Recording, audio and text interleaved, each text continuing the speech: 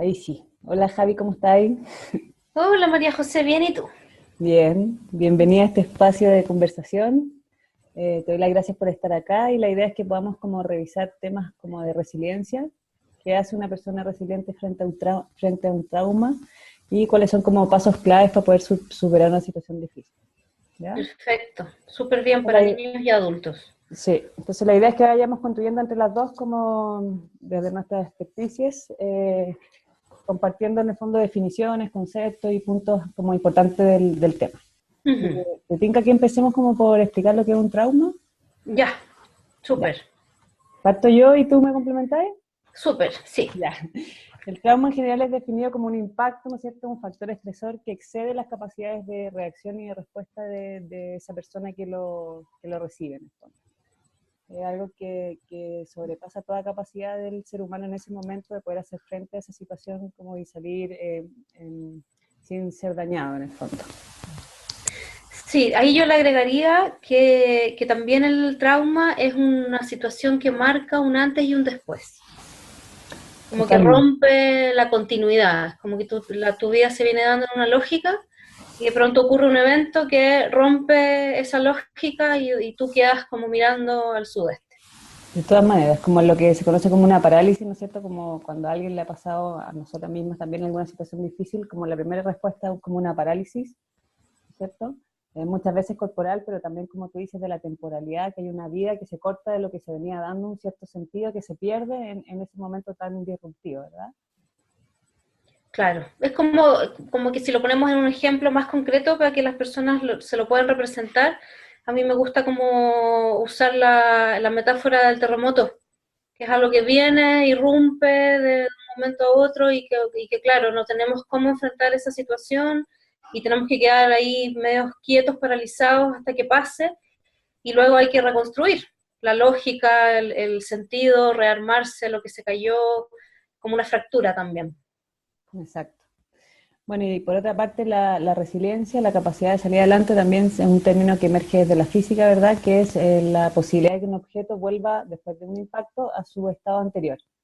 O sea, tiene que ver en términos de la psicología, yo creo que no está tan fácil de traducir el concepto porque yo creo que nada queda igual que el estado anterior al trauma en el ser humano, pero sí con la posibilidad de cierta funcionalidad, ¿no es cierto? De poder volver a ser, sentirse como una continuidad entre antes del trauma y después del trauma, ¿verdad?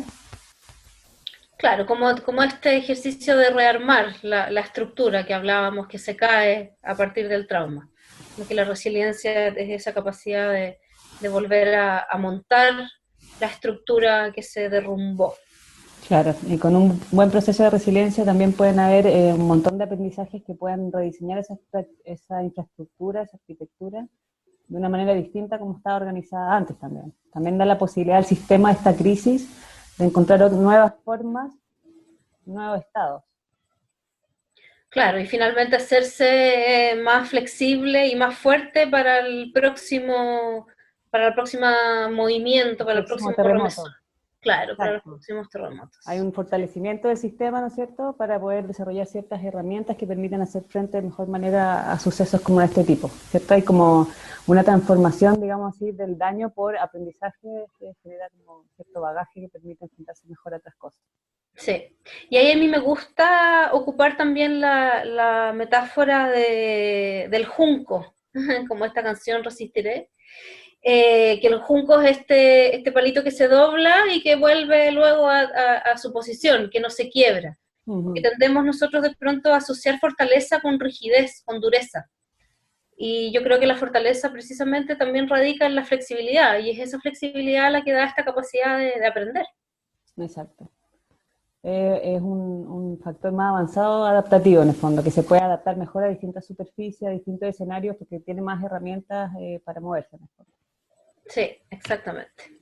Ahora también sería como interesante comprender cómo se pasa de este estado de trauma, de parálisis, de pérdida de sentido, ¿no es cierto?, a esta nueva arquitectura post-terremoto, que puede ser más flexible, que puede tener mejores herramientas y puede estar más preparada para una nueva crisis, ¿verdad? O sea, hay como un estado como de crecimiento cuando hay una resiliencia.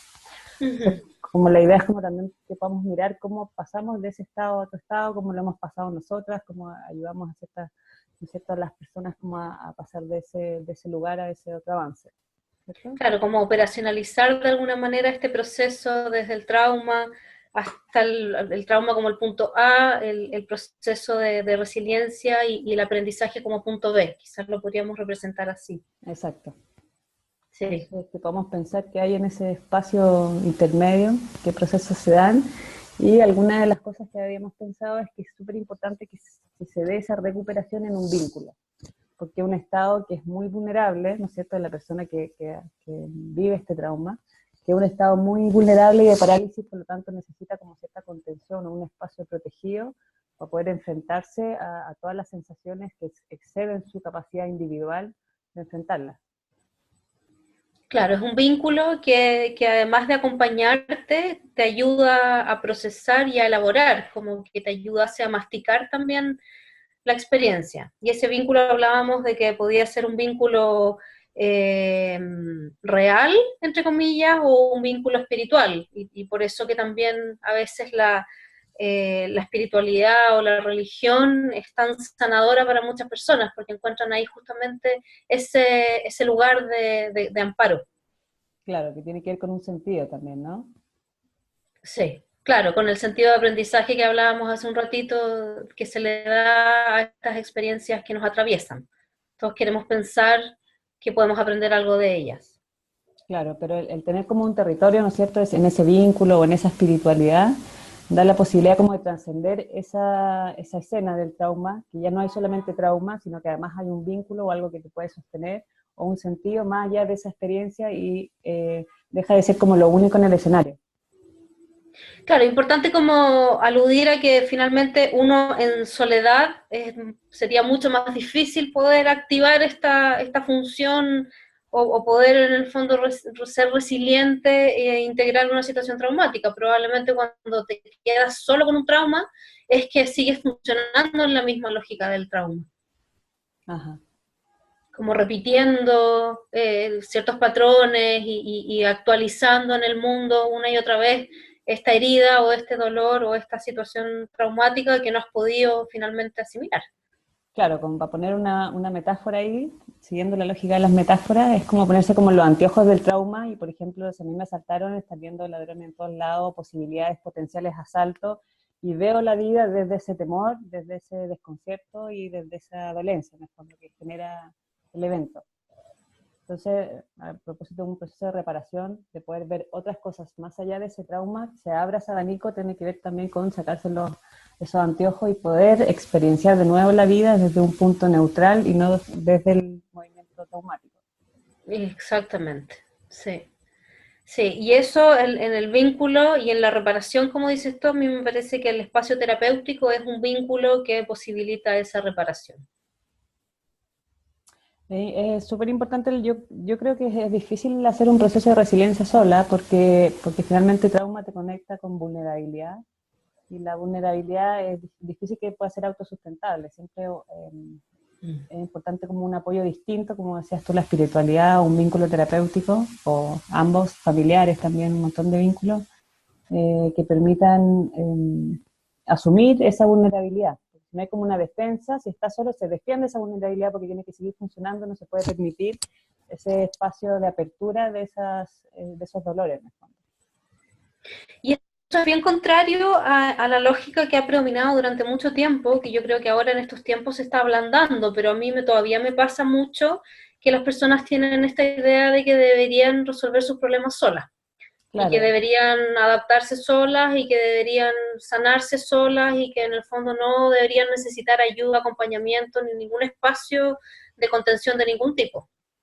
e incluso que mejor no hablemos de eso porque es un momento difícil, uno tiene que seguir adelante, la vida continúa y un montón de frases que finalmente van encapsulando esas frases de defensa, ¿no es cierto?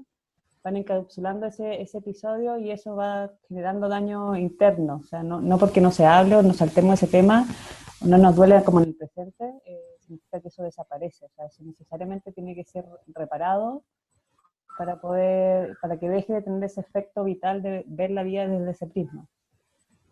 Claro, es interesante eso porque es paradójico, precisamente como esta idea de que solo uno tiene que poder y que no hay que hablar del tema y así se te va a pasar, genera precisamente lo contrario, genera esta óptica que dices tú de mirar el mundo a partir de esa experiencia y empezar a repetirla. Ahora yo también creo que se necesita como mucho coraje para enfrentar esas situaciones traumáticas. Es importante decir que cuando uno habla de cosas traumáticas muchas veces se revive también ese trauma, que es una experiencia que uno quiere evitar, obviamente. Entonces también desde ahí se entiende la resistencia de enfrentar situaciones difíciles porque efectivamente son súper, súper dolorosas. Entonces por eso tiene que ser un espacio súper protegido también donde haya un acompañamiento genuino, ¿no es cierto?, para poder sostener ese proceso. O sea, yo también entiendo que la gente a veces no quiere la terapia, no quiere enfrentarse a estos temas porque efectivamente es difícil, pero yo creo que es mucho más difícil vivir con eso en el cuerpo, en las emociones encapsulado y con una permanente presencia de eso que no está resuelto. Sí, es que ahí también pasa y está bien ligado a este concepto como de la revictimización, que hay veces que te toca contar una experiencia traumática en un espacio que no era el que podía sostenerte o el que te podía acompañar. Y claro, contarlo solamente es revivir el daño sin hacer ningún proceso o sin tener ningún beneficio de ese hablar, más que revivir el dolor. Totalmente de acuerdo, sí. Que sea mucho eso en escenarios judiciales, por ejemplo. Por ejemplo, claro. Mm. Sí. O que, no sé, lo quieres hablar y se lo cuentas a una persona que en realidad no fue muy contenedora o no fue muy empática contigo y te Exacto, quedaste como con esta herida muy abierta y de nuevo sola con la herida abierta. claro. Entonces Y de solamente ahí se, te traumatizó en el fondo. claro, y ahí se va generando yo creo este como resistencia a hablar, a abrir la vulnerabilidad que dices tú. Había un profesor una vez en la universidad que dio una metáfora que cuando tú tienes una herida y no vas al doctor, esa herida se te infecta, ¿no es cierto? Entonces, como para limpiar la herida y que pueda sanar, efectivamente duele sacar esa capa como de infección. Necesariamente pasa así por un estado de dolor, pero finalmente es como poder sanar esa herida y que haya una recuperación, volviendo al tema inicial, resiliente, ¿no es cierto?, de volver al estado anterior, incluso con más capacidades, con más herramientas que previo a la situación. Sí, entonces cualquier persona pudiera ser resiliente en estas circunstancias, en este escenario de un vínculo, ¿crees tú? Yo creo que sí. ¿Tú? Sí, yo creo que sí, también. Lo que pasa es que no siempre se da ese espacio, no siempre se da ese vínculo, no siempre se da ese proceso de hablar y de reparar. Claro, pero yo también creo que requiere, como te decía, también cierto coraje personal como para poder enfrentar un proceso también. Sí, sí, es coraje personal, pero yo creo que también hay una mirada cultural. Yo creo que también si es que la cultura manda resolver sola las cosas, si la cultura manda silencio, es difícil que tú tengas el coraje como por sí mismo. Creo que también si se diese un cambio cultural en el cual estos conceptos o estas necesidades se rescatan y se validan, también sería más fácil para todos poder decir, sí, necesito un espacio de reparación, necesito un espacio de contención, de trabajo Claro, personal. que es lo que Sí, pasa en lugares como Argentina, por ejemplo, que está totalmente normalizado y es casi un imperativo total el que todos tengan que pasar por un proceso de desarrollo personal. exactamente, que hasta el taxista va a psicoanálisis. Exacto, Sí. de todas maneras. Así que bueno, nos falta todavía avanzar en la cultura, lo importante es, como, lo más importante es como poder expresar tal vez que sí, que se entiende que hay una defensa meterse en esos temas, pero es fundamental como para poder llegar a un estado más saludable. Uh-huh. Entonces podríamos como recapitular un poco estos pasos, por así Okay. llamarlos, Ajá. como para hacer un resumen y una síntesis de la conversación y que las personas se queden como con una idea Me más parece, concreta. me Mm. parece. Ok. Entonces, el paso uno es como hablar de este trauma, ¿no es cierto? Salir de esta parálisis y pedir ayuda. Hablar con otro también es pedir ayuda, ¿verdad? Y por lo tanto esta conversación, esta salida en el lenguaje sea también en un vínculo. que es el paso 2, ¿no es cierto? Vincularse en un proceso donde se pueda revisar este episodio traumático. Ujú. Sí, sí, claro, y revisarlo buscándole un sentido dentro de tu historia y también hacia adelante, como qué podría ser lo que esto te puede enseñar y que te sea finalmente de utilidad para tu vida, que no es solamente un elemento de disrupción, sino que también puede ser un elemento de aporte, aunque sea Exacto. raro. O sea, como que salir del estancamiento y del corte de tu vida en eso, que hay partes tuyas también que se quedan paralizadas en ese trauma, no solamente una historia, sino que esa historia cuando tú la paralizas también quedan aspectos tuyos como más paralizados también.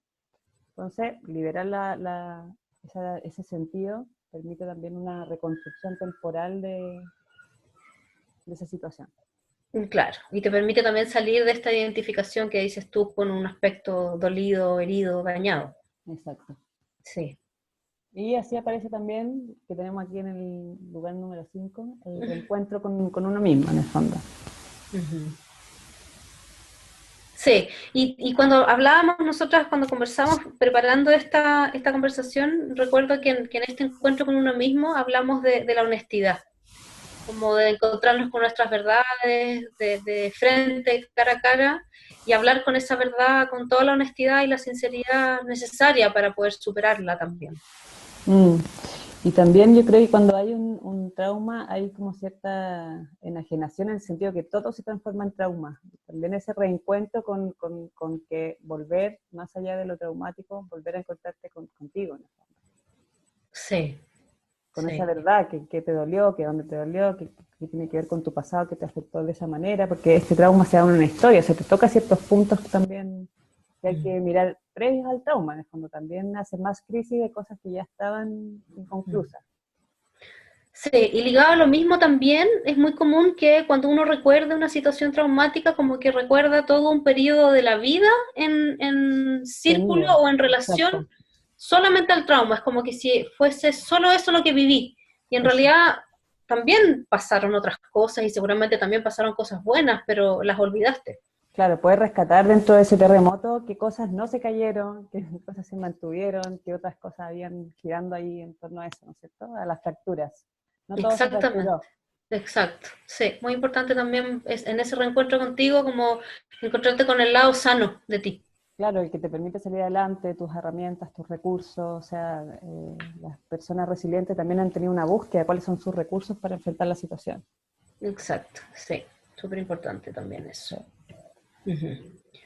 Y le poníamos la trascendencia como último punto, y ahí un poco como ligando al punto del principio, en donde una experiencia traumática te puede permitir ir más allá de un momento en particular, aprender algo, encontrarle un sentido. Sí, lo espiritual en cualquiera de sus formas, en el fondo.